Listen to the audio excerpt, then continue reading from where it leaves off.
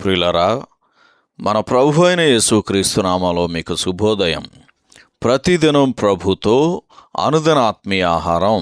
ఫిబ్రవరి 24 మంగళవారం. నేటి లేఖన పఠనం 10వ కీర్తన. నేటి ధ్యాన లేఖనం కీర్తన గ్రంథం 10వ కీర్తన 14, 17, 18 వచనాలు. నిరాధారులు తమ్మును నీకు అప్పగించుకొందురు. తండ్రి లేని వారికి నీవే సహాయుడివై ఉన్నావు. బాధపడు వారి కోరికను నీవు విని ఉన్నావు. నలిగిన వారికిని న్యాయము తీర్చుటకై నీవు వారి హృదయము స్థిరపరచితివి, చెవియొగ్గి ఆలకించితివి. వ్యాఖ్యానాంశం: దేవుని యందు భయభక్తులు గలవారు కదల్చబడరు. వ్యాఖ్యానాంశం: దేవుని యందు భయభక్తులు గలవారు కదల్చబడరు. వ్యాఖ్యానం: 9వ కీర్తన 9వ వచనంలోను 10వ కీర్తన 1వ వచనంలోను వర్ణించబడిన ఆపత్కాలములు భయానకంగా ఉంటాయి.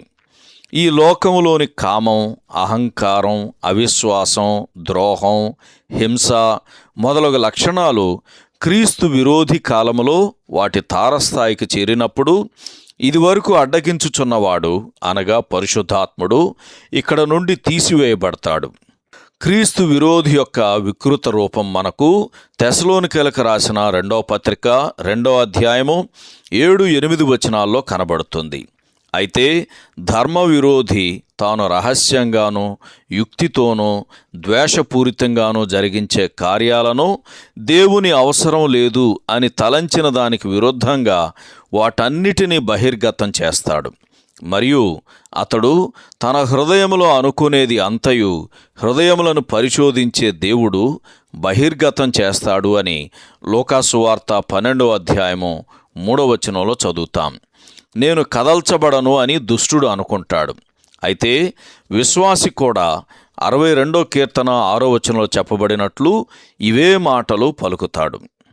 దేవుడు అన్నిటినీ చూస్తున్నాడు అనే ఆలోచన పరీక్షించబడుచున్న విశ్వాసికి చాలా ప్రోత్సాహకరంగా ఉంటుంది.